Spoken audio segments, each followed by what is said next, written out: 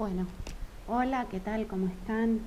Hoy vamos a empezar a comenzar con un texto nuevo, que es un texto que apareció publicado en el libro Cuestiones de Sociolingüística, Aproximaciones a la lengua en uso, que es un texto que compiló la titular de la cátedra, Adriana Esperanza. En este libro escribe ella y somos varios los autores. En este caso vamos a trabajar con un articulito muy corto que escribí yo, que se llama La lengua gallega, entre España y Argentina, entre lo rural y lo urbano. ¿Sí? La perspectiva de análisis, entonces como dijimos, este es un texto que se publicó en 2017, y la perspectiva de análisis en la que nos vamos a inscribir es una perspectiva que se conoce como antropología lingüística. Desde la antropología lingüística, uno de los conceptos centrales con los que vamos a trabajar y que desarrollan las lingüistas estadounidenses Irving y Gall, son dos, Susan Gall y la verdad no me acuerdo el nombre de Irving, discúlpenme, después se los confirmo en la clase de consulta. Estas dos autoras vienen trabajando hace bastante tiempo con este concepto.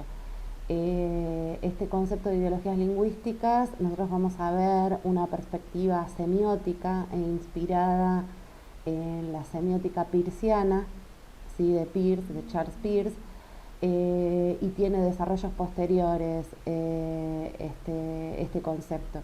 ¿Sí? Uno de los que trabajan en este concepto, que es reformulado y que ustedes van a ver con Marcelo, es Elvira Arnoux, ¿sí? Ustedes van a ver otro texto de Elvira, no la noción de ideologías lingüísticas, pero digamos, este concepto fue reformulado. Nosotros vamos a ver entonces las ideologías lingüísticas desde la antropología cultural y centrándonos en estos procesos semióticos de construcción de las ideologías. Es decir, desde esta perspectiva no vamos a ver las ideologías lingüísticas como resultado, sino como un proceso, ¿sí? Ahora empezamos a trabajar. Bien. El origen, digamos, para pensar las ideologías lingüísticas, lo primero que señalan las autoras es la noción de diferencia lingüística, ¿sí? ¿Qué pasa? Cuando nosotros percibimos una diferencia lingüística, que esta diferencia lingüística, digamos, hay diferencias, digamos, todos hablamos distinto, ¿sí? En el sentido del idiolecto, ¿sí? Es decir, no pronunciamos todos exactamente igual. Sin embargo, en nuestra conciencia hay un nosotros que pronunciaríamos del mismo modo y digamos, percibimos ciertas diferencias lingüísticas, ¿sí? Por ejemplo, qué sé yo, la O de Córdoba, ¿no? Entonces ahí nosotros escuchamos y percibimos esa diferencia lingüística. Yo puedo decir cosa, bueno, digamos, de distinta, más abierta, más cerrada. ¿Cómo estás? Ahí en ese cómo, ahí yo percibo una diferencia lingüística, ¿sí? Entonces, la ideología lingüística, ¿qué va a hacer? Va a explicar el origen y el significado. Cuando yo escucho, ¿cómo te va? Ese cómo, lo leo ahí, pues, ¿cómo racionalizo, cómo interpreto? Bueno, en principio, bueno, puede ser un regionalismo, una interpretación de alguien que vive en Córdoba, ¿sí? Bien. Las ideologías lingüísticas, entonces, explican el origen y el significado de esas diferencias lingüísticas que percibimos. En segundo lugar, ¿sí? Enmarcan nuestra comprensión de las variedades lingüísticas. Entonces, me permite fácilmente reconocer y ubicar en un mapa conceptual las diferentes variedades lingüísticas. Bien. Por otro lado, las ideologías lingüísticas reflejan y expresan imágenes culturales más amplias de la gente y sus actividades. ¿Esto qué quiere decir? Que la ideología lingüística lo que va a hacer es vincular una forma lingüística con un fenómeno social, ¿sí? Entonces, el fenómeno de iconización lingüística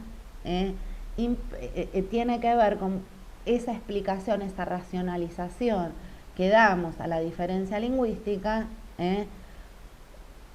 pero asociamos ese rasgo lingüístico a algo social.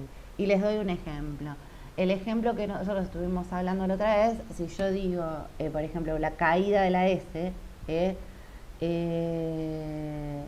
vamos a comer, sí, ahí hay dos hay dos caídas, ¿no? Dos consonantes finales. Vamos, la S y comer, ¿sí? Vamos a comer, ¿sí? Bien, ahí, sí, en principio, esa diferencia lingüística, como ¿qué ideología lingüística subyace ahí? ¿Con qué relaciono, con qué vinculo, con qué fenómeno social yo vinculo esa característica lingüística? En principio puede ser falta de escolarización, ¿sí? Clase social, bueno, digamos, como para ir orientándonos a dónde vamos. Entonces, hay una diferencia lingüística que el sujeto percibe y esa diferencia lingüística se va a vincular con un fenómeno social. La ideología lingüística es esa explicación de esa racionalización de esa diferencia lingüística. Bien, ese proceso que vamos a hacer, ese proceso ideológico que se hace socialmente, ¿sí? Por supuesto, no hay solo una ideología lingüística. En el espacio social podemos tener una ideología lingüística mayoritaria, podemos decir, hegemónica, predominante, y otra ideología lingüística u otras ideologías lingüísticas que entran en conflicto con eso, ¿sí? Ahora, si, por ejemplo, esta ideología lingüística que dijimos recién, bueno, no es compartida por toda la sociedad. Un grupo importante, sí, pero hay grupos, ¿no?, que van a decir, bueno, no, para nada, ¿no? Esto tiene que ver con, digamos, lo lingüístico. Fíjense que la ideología lingüística toma un rasgo lingüístico y le asigna, y ahora vamos a ver cómo se da ese proceso semiótico. La primera parte de este proceso, estos tres procesos están inspirados en las tricotomías peircianas, ¿sí? Yo no me voy a detener a explicar Peirce acá. Eso, si quieren, capaz podemos retomar alguna cuestión en la clase de consulta. Pero está inspirado, entonces, estos tres procesos que estamos describiendo acá, digamos que a partir de los cuales se construyen las ideologías lingüísticas, son simultáneos, no es que es uno, otro, digamos, son procesos simultáneos que pueden darse o no simultáneamente. Por otro lado, la noción pensada, vieron que yo les dije, bueno, acá no estamos viendo la ideología lingüística como un resultado, sino como un proceso. Nosotros podemos analizar cómo está ese proceso en un momento determinado. ¿Por qué digo que se focaliza en el proceso? Porque como está inspirado en Peirce, y para Peirce, digamos, la semiosis es infinita, porque siempre un signo tiene como resultado, como interpretante, otro signo más desarrollado, es decir, que siempre hay un desplazamiento de esta relación, ¿sí? Entonces, el primer proceso semiótico que se da con las ideologías, para construir esa ideología lingüística, es la iconización. La iconización viene de ícono, que es la segunda tricotomía peirciana, es decir, las relaciones del signo con su objeto, no importa. Bueno, ¿qué pasa acá con la iconización? ¿Sí? A un rasgo lingüístico, a una característica lingüística, acá vamos a eso, a esa diferencia lingüística, la diferencia lingüística puede estar, digamos, por eso hablamos de características o variedades, ¿no? ¿Por qué? Porque esa diferencia lingüística puede ser a nivel del léxico, a nivel de la fonología, de la pronunciación, ¿sí? Es decir, o una variedad o una lengua, es decir, distintos grados, ¿no?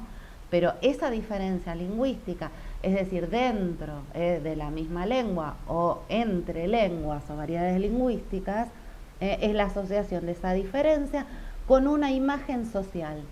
Una imagen, icono es imagen, ¿no? Bueno, entonces, la iconización es ese vínculo que se establece entre una diferencia lingüística, entre un rasgo lingüístico, ya dijimos, de una lengua, de una variedad dentro de la misma lengua, ¿sí? Y una imagen social. Es decir, que esa característica lingüística, una vez que se consolida esa unión, la característica lingüística lo que va a hacer es señalar a ese grupo social o a esa actividad como una representación icónica. Es decir, que cuando yo escuche esa diferencia lingüística, inmediatamente la voy a asociar a un grupo social. Entonces, cuando yo asocio eso a ese grupo social, ahí queda consolidada esa ideología lingüística. Entonces, ¿qué pasa? Cuando yo escucho en este ejemplo que dimos, ¿no? De, bueno, vamos a comer, ¿sí? Ahí, digamos, la ideología lingüística predominante es, bueno, falta de escolarización, clase social baja, ¿sí? Entonces, fíjense que de alguna manera esa característica lingüística, mediante esta ideología lingüística, es como que representa o muestra la naturaleza o esencia inherente de ese grupo social. Es decir, todos estos que pronuncian así son pobres, todos estos no fueron a la escuela. Bueno, esto, digamos, fíjense que es un absurdo, digamos, por eso es una ideología que hay que trabajar, ¿sí? Por eso a las autoras lo que les interesa es trabajar con este concepto para deconstruir, para mostrar el carácter ideológico de estos procesos. Bien, el segundo proceso semiótico de construcción de la ideología lingüística es el borramiento, en inglés es erasure. Este proceso lo que hace es invisibilizar determinadas diferencias lingüísticas, ¿sí?, que no resultan relevantes ideológicamente, podemos decir, y entonces los desatendemos, no nos interesan. Y es el ejemplo de pared o verdad, ¿sí? Es decir, la pronunciación de la D final, es una pronunciación que no nos interesa como hablantes. Borramos eso, no escuchamos, no nos interesa si dicen pared o pared, ¿sí? Ahí aparece un borramiento, no es significativo en nuestro esquema ideológico. Ahora, cuando escuchamos la caída de la S final, ahí sí percibimos una diferencia lingüística porque está iconizada. Entonces, fíjense que estos dos procesos se combinan. Hay cosas que ignoramos, que no nos interesan, no es que estamos atentos y atentas a todos los tipos de pronunciaciones, sino que aparece una que molesta, ¿sí? Esa diferencia lingüística que aparece como perturbando ese esquema ideológico tiene que ser racionalizada y es iconizada. Entonces, a partir de ahí asociamos ese rasgo lingüístico a algo social. Y el tercer proceso semiótico, ¿sí?, es recursividad fractal, ¿sí?, que implica la proyección de una oposición, ¿sí?, de un nivel a otro, ¿sí? Este ejemplo se los voy a, son oposiciones intragrupales, que las podemos proyectar hacia afuera o proyectadas en el exterior y hacia adentro, ¿sí? Les doy un ejemplo. Eh, Cuando en el fútbol se usa un exabrupto racista aplicado socialmente, digamos, desde una cuestión entre grupos, una oposición entre grupos que tiene que ver con el racismo, podemos decir, entre países, y eso mismo se utiliza dentro del fútbol, en un intergrupo. Entonces esa oposición se replica, por eso decimos que es recursividad fractal, porque esas oposiciones se replican dentro o fuera de los grupos. ¿Sí? El ejemplo es, por ejemplo, bolitas, ¿no?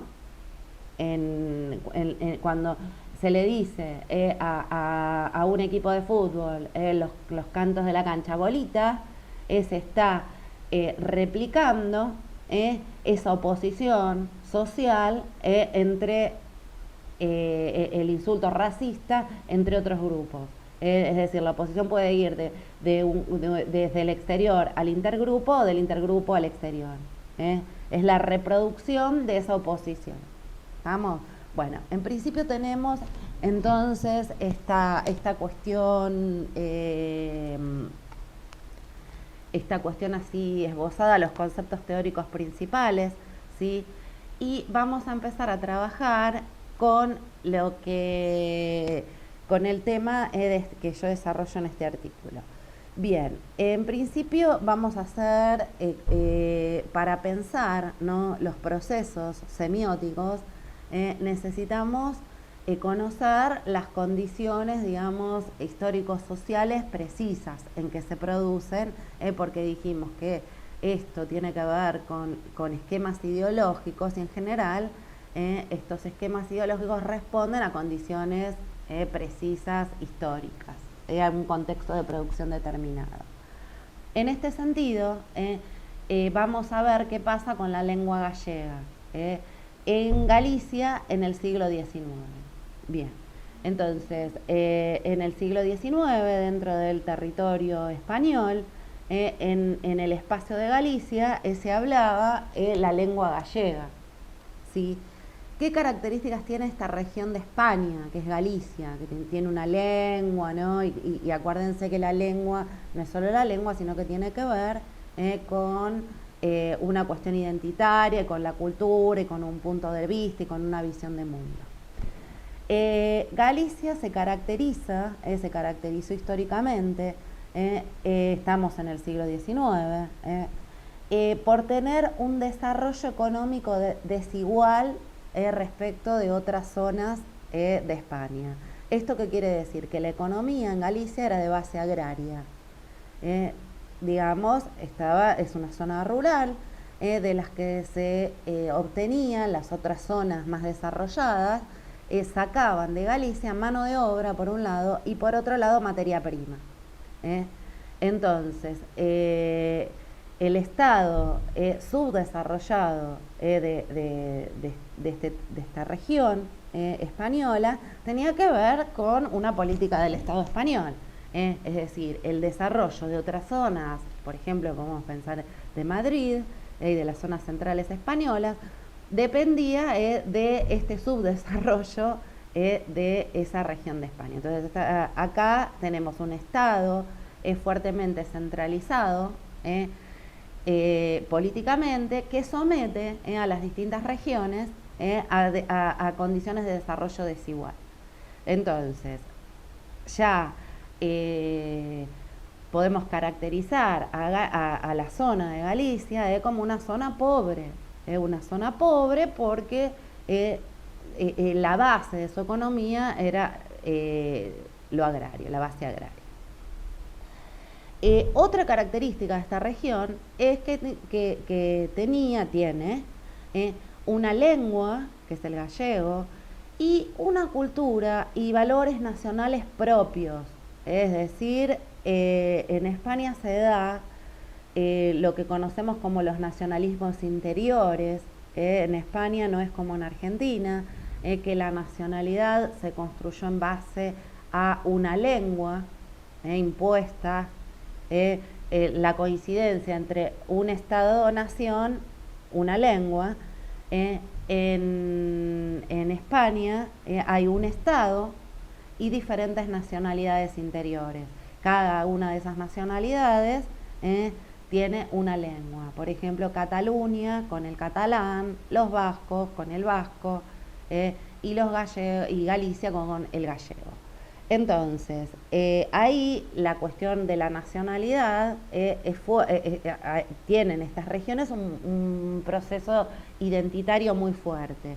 Y siempre, como digamos, el Estado, la política, digamos, estas regiones están sometidas a un Estado político centralizado, siempre fueron marginadas y discriminadas frente a estas pautas que establece este Estado centralizador.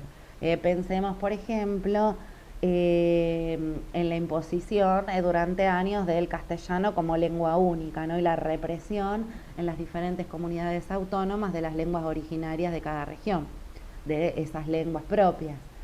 Entonces, por eso hablamos de pautas normalizadoras y homogeneizadoras. Entonces, acá, en principio, lo que tenemos es una cuestión material de dominación de una región que es dominada materialmente, digamos, la forma de la política económica implementada por el Estado lo que hace es que esa región sea pobre y al mismo tiempo culturalmente, por ese mismo hecho, se margina y se discrimina las culturas propias de esa región.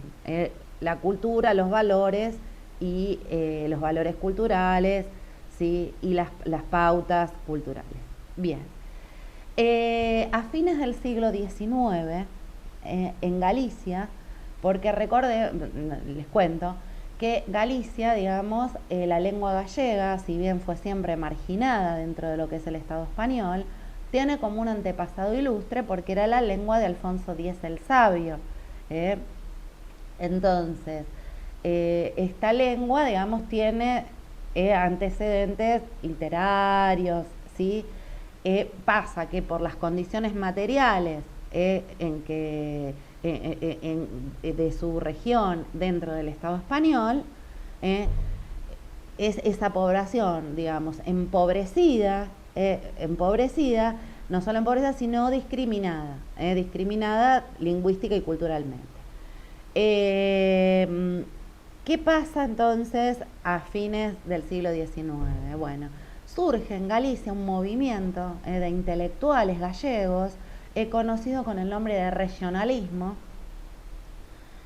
que esos intelectuales lo que se proponen es defender, reivindicar los intereses gallegos, un movimiento ideológico reivindicativo, es decir, reivindicar los intereses gallegos tiene que ver no solo con reivindicar la lengua y la cultura, sino denunciar la explotación a la que es sometida la región. Bien, entonces aparecen entre este grupo de intelectuales algunos escritores, ¿sí? Que comienzan a recuperar la lengua gallega, escriben con la lengua gallega y simbolizan con esa lengua todos los valores de la patria gallega, ¿sí? Y ahí tenemos a Pondal, a Rosalía, a Curros, ¿no? Autores gallegos que, digamos, trabajan en su propia lengua y no solo la cuestión, digamos, de visibilizar la lengua, sino estéticamente, ¿sí? Hay una forma de reivindicación, ¿no? De la lengua usada como lengua literaria, ¿sí? Y por otro lado, lo que hace este movimiento es situar al campesinado, que ahora vamos a ver por qué al campesinado, en el centro mismo del discurso. Es decir, es la esencia nacional gallega va a estar, digamos, situada justamente en el campesino, en la figura del campesino. Porque, digamos, van a construir las señas de identidad en el campesino, la figura del campesino. Esto estamos a fines del siglo XIX. ¿Sí? Bueno, ¿qué pasa? Por un lado tenemos este movimiento regionalista gallego que se va a enfrentar con lo que conocemos con el discurso centralista castellanista. ¿Por qué? Porque desde el Estado español, ¿qué se hace con esa lengua, con esa cultura y con esa región? Se la margina, se la discrimina. Bueno, vamos a ver un ejemplo de un texto que justamente representa este movimiento regionalista de defensa de los intereses gallegos. Y dice, es necesario que resplandezca nuestra habla. Esto lo tenemos que cumplir al pie de la letra, si tenemos el noble anhelo de conseguir la prosperidad de esta adorada región, logrando los nuevos cimientos de un porvenir lleno de gloria, ¿no? Entonces, fíjense, es necesario que resplandezca nuestra habla, ¿sí? Es necesario que resplandezca nuestra fala. Istotedes que cumplir o peda letra, si é que tedes o nobre anhelo de conseguir a prosperidade desta dourada región, botando asina os novos cimentos dun porvenir cheo de gloria, ¿sí? Entonces, acá, fíjense que desde este movimiento, esto fue publicado en Orense en 1876, entonces acá, esta intelectualidad, estos intelectuales gallegos, lo que dicen, lo que muestran es la necesidad de basar la defensa de los intereses gallegos en el habla gallega. Pero por otro lado, ¿qué pasa desde el discurso, desde los intelectuales, desde el Estado español, ¿no? Centralistas? Fíjense, vamos a leer el Diario de Lugo de 1876. Dice: en el movimiento progresivo de la humanidad, en la revolución que en el mundo se verifica para intimar más y más los lazos que unen a los pueblos, tienden precisamente las razas a su fusión, las naciones a su fraternidad y por ende los idiomas a su unificación. Desaparecen en el progresivo movimiento social de las naciones, modifícanse hasta perder su primitivo carácter las razas y caen en desuso los idiomas, llegando a tener no más que valor histórico. Obedece esto a fatales leyes que rigen a la humanidad manteniéndola siempre en constante progreso.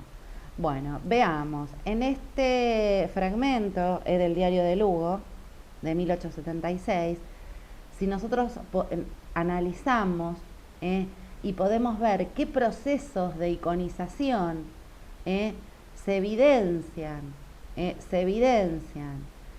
de tanto de la lengua castellana como de las otras lenguas, a qué hace referencia, que esas otras lenguas, ¿cuáles son? El catalán y el gallego. A nosotros nos interesa precisamente el gallego. Fíjense qué pasa acá. Dice, movimiento progresivo de la humanidad, ¿no? Tienden los idiomas a su unificación. Perdón que marco ahí. Obedece esto a fatales leyes que rigen a la humanidad, manteniéndola siempre en constante progreso. ¿Cuál es la lengua desde esta perspectiva? ¿Cómo se iconiza el castellano? ¿Cuál es la lengua, digamos, que unifica a los idiomas, tendiendo a fusionar las razas, a fraternizar las naciones y que lleva al progreso? ¿Cuál es la lengua que en este fragmento se presenta como unificadora, como llevando al progreso? El castellano. ¿Y cómo se iconiza acá al gallego y a las otras lenguas de las nacionalidades interiores? ¿Qué tienen? Tienen carácter primitivo, ¿sí? Carácter primitivo. Desaparece, ¿eh?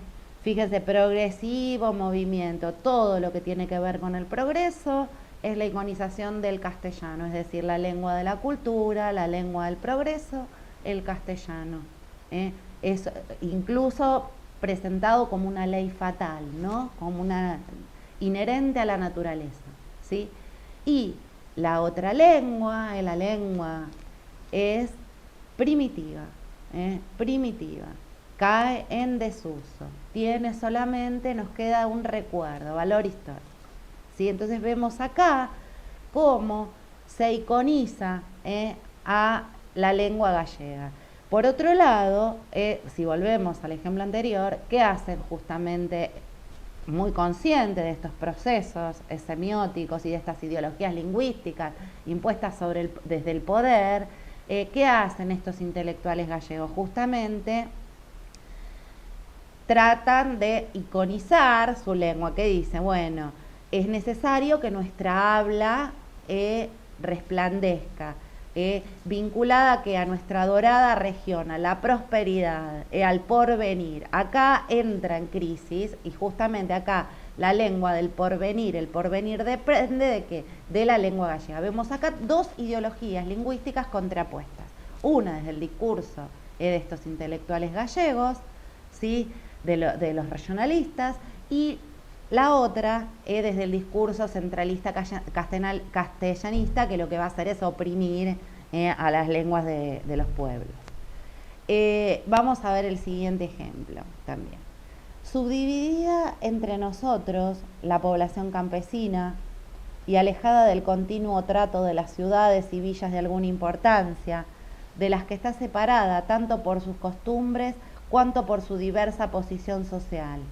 Existe aún en ese estado de escasísima cultura que muy bien pudiera calificarse de grosera rusticidad en determinados puntos.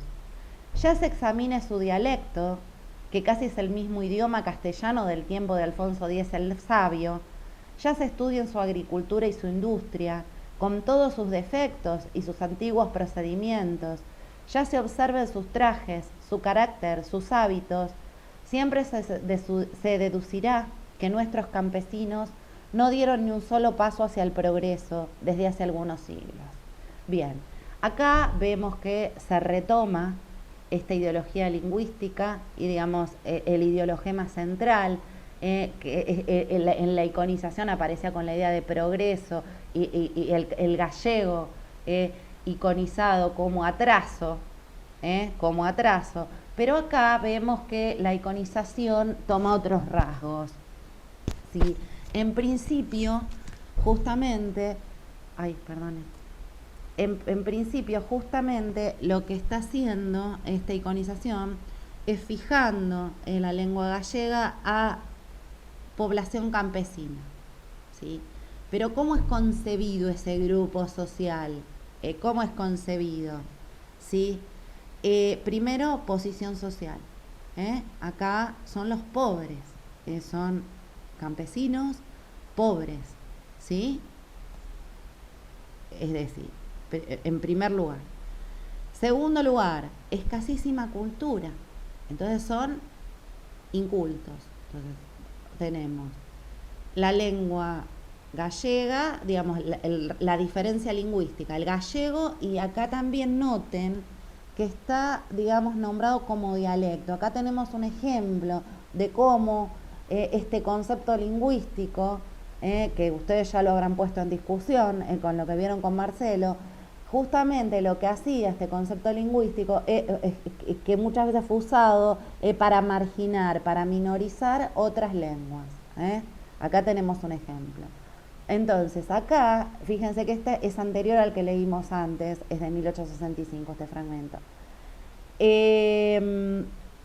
Acá lo que vemos, entonces, es que esa diferencia lingüística, es decir, el gallego, es, digamos, iconizado como campesino, como un grupo social de los campesinos pobres, de escasísima cultura, es decir, incultos, y fíjense que bien pudiera calificarse de grosera rusticidad. es decir, rústicos. Acá tenemos esta iconización, es decir, esta característica lingüística, esta forma lingüística es iconizada a través de campesino, pobre, inculto, rústico, ¿sí? Y sigamos, casi es el mismo idioma castellano del tiempo de Alfonso X el Sabio, es decir, que si históricamente las lenguas, acá, todas las lenguas, nosotros en castellano, por ejemplo, conservamos la H para recordar nuestro origen ilustre, para recordar las palabras que vienen del latín y del griego, fundamentalmente. Por eso tenemos la H. Ahora, acá, fíjense cómo se iconiza el gallego, que lo que va a hacer, es que este origen ilustre de la lengua gallega va a ser reiconizado como antiguo. Fíjense, casi el mismo castellano del tiempo de Alfonso X el Sabio, es decir, es antiguo. Y acá retoma lo que vimos en el ejemplo anterior. Entonces, ya se estudia en su agricultura, su industria, con todos sus defectos y sus antiguos procedimientos. Ya se observan sus trajes, su carácter, sus hábitos. Siempre se deducirá que nuestros campesinos no dieron ni un solo paso hacia el progreso desde hace algunos siglos. Entonces, acá tenemos un ejemplo de la iconización hegemónica en España del siglo XIX de la lengua gallega. Entonces, ¿qué pasa acá? Digamos, la iconización tiene que ver con asociar el gallego a campesino, rústico, antiguo, pobre, inculto, ¿sí? Opuesto a la lengua. Esta lengua va a tener, es decir, cuando escucho yo a alguien hablar en gallego, automáticamente la ideología lingüística que hace que yo escuche a alguien inculto, campesino, bruto, ¿sí? Eso es la ideología lingüística. Ese rasgo lingüístico lo asocio por la iconización a un grupo social, ¿sí? Fíjense que lo que hacemos es homogeneizar, o sea, el carácter, digamos, ideológico, ¿no? Es decir, no solo se somete a la región, a la dominación material, sino la cuestión cultural. Acá aparece. Entonces, como nosotros nos centramos en las ideologías lingüísticas. Vamos a ver dos ejemplos. Un ejemplo de fines del siglo XIX, 1885, de Martello Paumann. Fíjense, como ningún gallego habla ahora, sino los labradores, jornaleros y toda gente ruda y no señora, y en castellano solo los caballeros y la gente sabido y la gente que sabe, ¿sí? Como ningún galego fala agora, sino los labradores, jornaleiros e toda xente ruda e non señola, en castelano solo os cabaleiros e a xente sabidora. Fíjense cómo empieza esto. Este ejemplo se los puse para ver, bueno, estas lenguas que están en contacto en Galicia en el siglo XIX, el proceso de iconización que provoca cuando la iconización, digamos, desde el poder, si bien teníamos el movimiento regionalista que peleaba, empieza a aparecer un proceso de sustitución. ¿Por qué? Porque fíjense la iconización que aparece acá. Acá está diciendo este fragmento. ¿Quiénes hablan? Ahora, ningún gallego habla, los gallegos que son cultos, ¿qué hablan? Castellano. Escrito en gallego incluso. Ningún gallego habla ahora, sino los labradores, jornaleros y toda la gente ruda, y no señora. Está retomando, fíjense, en gallego retoma estas ideologías lingüísticas acerca del gallego y del castellano. Fíjense el otro ejemplo que tenemos de 1888, de Arévalo. Y miren cómo se llama este texto, el dialecto, ¿no? Entonces, que las clases vulgares de ayer, que hablaban gallego, son las civilizadas de hoy que se expresan en castellano. Entonces, acá claramente están, desde este discurso, están mostrando el proceso de sustitución de una lengua por otra. Esto es importante, que veamos las consecuencias de la iconización de una lengua, de un proceso de minorización lingüística, podríamos decir, es que esas lenguas empiezan a dejar de usarse y son sustituidas por la lengua mayoritaria, por la lengua hegemónica, por la lengua que oprime. ¿Está?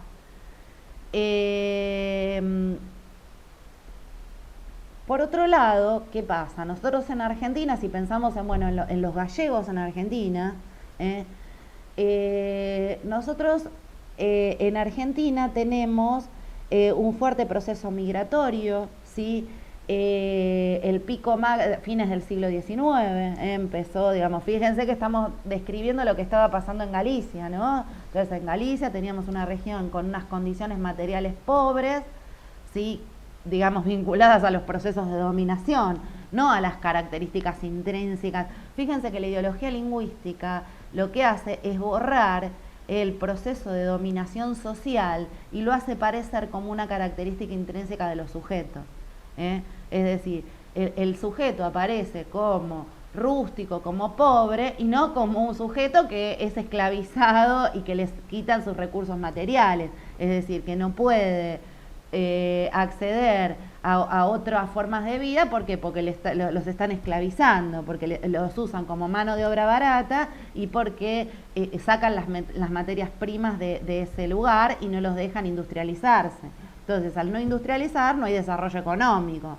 Entonces, eso aparece, la dominación, digamos, aparece como borrada y ellos son pobres, digamos, porque quieren, parecería, ¿no? O porque es inherente a ese lugar.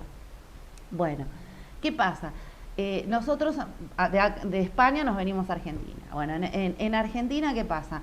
Fines del siglo XIX tenemos una fuerte inmigración ultramarina de Europa, ¿sí? El pico máximo se da en 1910 y para esa fecha nosotros vamos a trabajar con los censos con el censo de 1914. Casi el 30% de la población argentina era de origen extranjero, ¿sí? Ultramarino. Y el 57%, es decir, casi el 30%, fíjense, de la población, y de ese 30%, el 57%, es decir, más de la mitad, vivía en ámbitos urbanos. Es decir, que las ciudades estaban súper pobladas, Buenos Aires, Córdoba, Rosario. Bien, de ese porcentaje de inmigrantes, casi el 60% viene de Galicia, es decir, es altísima el porcentaje de gallegos, ¿sí? Esto acá tenemos que hacer la primera salvedad. Nosotros tenemos una fuerte inmigración de Galicia. ¿Por qué creemos que la mayoría de los inmigrantes españoles eran gallegos? Justamente porque Galicia era la zona más pobre de España. Fueron los primeros en emigrar. Obviamente, otro 40%, 43% venían de otras zonas de España, pero la mayoría venían de Galicia. ¿Por qué? Porque era una zona pobre. Primera cuestión. Aquí tenemos una cuestión muy interesante que pasa con esta inmigración argentina, y que es que tenemos un ejemplo de lo que llamamos recursividad fractal. ¿Por qué? Porque acá en Argentina nosotros llamamos con el gentilicio gallego a todos los inmigrantes españoles, no solo a los que venían de Galicia. Entonces acá, fíjense que recursivamente usamos esa oposición que se usaba en España entre los castellano hablantes y los gallegos. Por recursividad fractal acá volvemos a replicar esa oposición, pero en otros grupos. Es decir, para nosotros el gallego va a ser el inmigrante que vino de España, ¿tá? Entonces acá recursividad fractal. Bien, ¿qué pasa con estos gallegos que vinieron? ¿sí? Pero gallegos, gallegos, ¿no? Gallegos provenientes de Galicia. Estamos pensando en la inmigración gallega proveniente de Galicia y no cómo lo usamos nosotros en Argentina.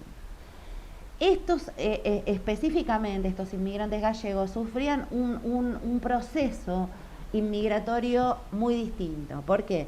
Porque por un lado, igual que el resto, venía, digamos, esta larga migración transatlántica, digamos, ¿no? Larga un mes en barco, bien. Pero por otro lado, sufrían de la urbanización, que no todos. ¿Por qué? Porque no es lo mismo el inmigrante que venía de una ciudad, de España, de Italia, que el inmigrante rural, porque ahí sufrían un doble proceso migratorio. Estos inmigrantes, que mucha cantidad, venían justamente de Galicia. Bien, ¿qué pasaba en Argentina? Bueno, en Argentina, por estos años, fines del siglo XIX, coincidente con esta gran inmigración, por un lado hay un fuerte antihispanismo, que no puede ser leído como antigalleguismo, antihispanismo que tenía que ver con la independencia cultural. Teníamos algunos intelectuales que postulaban que nuestra independencia política estaba muy bien, pero que necesitábamos independizarnos culturalmente de España.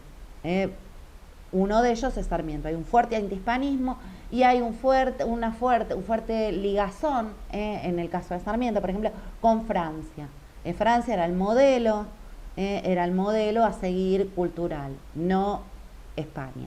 Entonces, por un lado estaban estos discursos antihispanistas en Argentina, y por otro lado, ¿qué pasa? Más avanzado, en los albores, ¿no?, del siglo XX, ¿qué pasa? Muchos de estos inmigrantes empiezan a ascender socialmente. Y ahí, ¿qué pasa? Son mirados con recelo por la burguesía, las élites locales. ¿Por qué? Porque se sienten, digamos, en peligro esos privilegios de los que gozaban, y aparece un fuerte antihispanismo. ¿Sí? Cuando hablamos de antihispanismo, estamos hablando, bueno, rechazo a estos inmigrantes españoles, entre los cuales están los gallegos.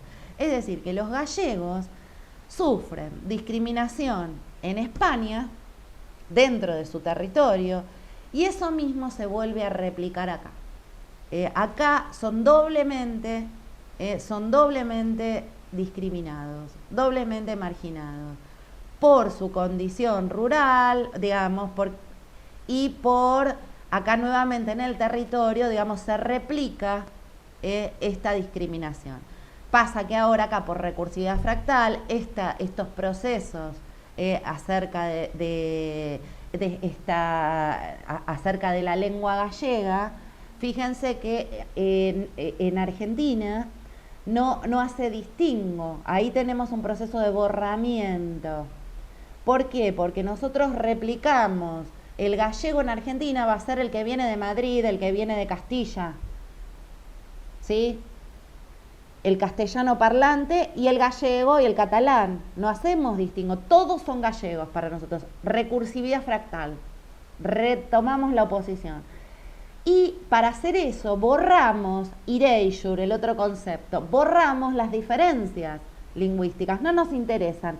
Todo lo que escuchemos como gallego, que eso puede ser la lengua gallega o puede ser el castellano con rasgos fonéticos del gallego, el ceseo español. Pues sí, ahí es gallego. O sea, todo eso lo metemos dentro de la misma bolsa. Eso es borramiento. Borramos, no nos interesa. ¿Por qué? Porque no es coherente con nuestro esquema ideológico. Todo eso va a entrar dentro de lo gallego. No nos interesan las diferencias. Y ahí iconizamos en Argentina a esta lengua gallega, pero no solo gallega, sino a todas las pronunciaciones, todas las formas lingüísticas, todas las variedades lingüísticas que vienen de España, entre las que está en el gallego, y las iconizamos. ¿Cómo la iconizamos en Argentina? Igual. Retomamos, pareciera, esto, lo rústico, lo atrasado, lo rural. Pensemos en los chistes de gallegos. Bien, ¿qué pasa? Siguen hasta hoy los chistes de gallegos. ¿Cómo son los gallegos? Incultos. Incultos. ¿De qué trabajan los gallegos? Peón de almacén, ¿sí? Oficio en los bares, mandaderos de almacén. Bueno, entonces, mucamas, es decir, ahí tenemos toda una serie de, ahí claramente ven el desplazamiento que se opera en la iconización del gallego en Argentina. ¿Por qué? Porque ahora este gallego ya no va a ser la lengua gallega solamente, sino la lengua gallega más todas las variedades españolas, y se reiconiza. ¿Por qué? Porque ahora lo iconizamos, pero lo iconizamos ya no, no es el campesino ahora. ¿Por qué? Porque no es el que trabaja, no trabaja en el campo. ¿Qué es? Es el pobre de la ciudad, es el que hace los trabajos de limpieza, de mandadero, y es inculto, y es atrasado. ¿Por qué? Porque no está actualizado. Bueno, ¿ven estas cuestiones?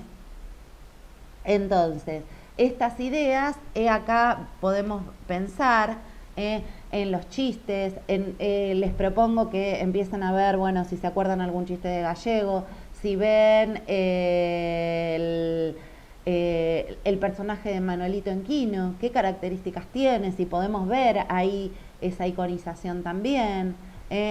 Y les propongo, digamos, esto lo vamos a corregir y vamos a ver las consultas el martes próximo, que lean El cuento al dueño del fuego, de Silvia Paraguirre. Está en el cuadernillo de actividades de lingüística en la página 7. ¿Sí? Les pido que lean ese cuento, y en ese cuento que piensen todo esto que vimos en dos personajes, ¿no? A ver si ustedes ven alguna iconización de, por un lado, la lengua de ese portero que aparece ahí, si aparece alguna iconización del portero, y por otro lado, si aparece alguna iconización de la lengua de Marcelino García, que es otro de los personajes. Entonces, la clase que viene vamos a retomar esto, digamos, para ver las dudas y consultas, y les pido entonces que lean este cuento, y bueno, tengan muy buen fin de semana, hasta la semana que viene.